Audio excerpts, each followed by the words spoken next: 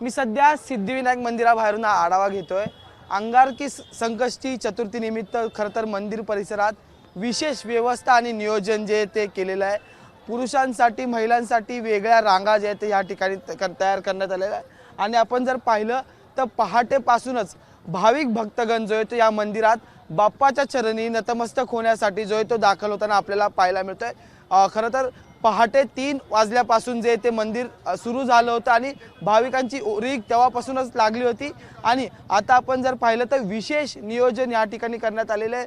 वेगवेगळ्या रांगा, त्याच्यानंतर मग मुखदर्शनाची रांग, गाभाऱ्यात जाण्याची रांग, असं सगळं नियोजन जे आहे ते या ठिकाणी करण्यात आलेले आहे। आणि आपण जर पाहिलं तर संपूर्ण मंदिर परिसर जो आहे तो हार फुल माळांनी जो आहे तो गजबजलेला आहे। एकंदरीत दर्शन झाल्यानंतर प्रसादाची व्यवस्था सुद्धा जी आहे ती ह्या ठिकाणी करण्यात आलेली, त्यामुळे भक्तगणांना आपल्या बाप्पाच्या चरणी नतमस्तक झाल्यानंतर तो प्रसाद आपल्या घरी घेऊन जाण्यासाठी विशेष व्यवस्था जी आहे ती मंदिराबाहेर करण्यात आलेली। त्यात लाडू असतील, खोबरावडी असतील, हे सगळे जे पदार्थ जे आहेत ते प्रसादात आपल्याला मिळत आहेत।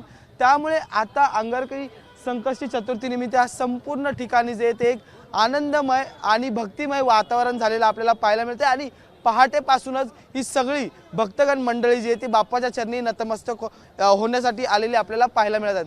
व्हिडिओ जर्नलिस्ट रुपेश शेलारसह मी अजय माने, एबीपी माझा मुंबई। एबीपी माझा, उघडा डोळे बघा नीट।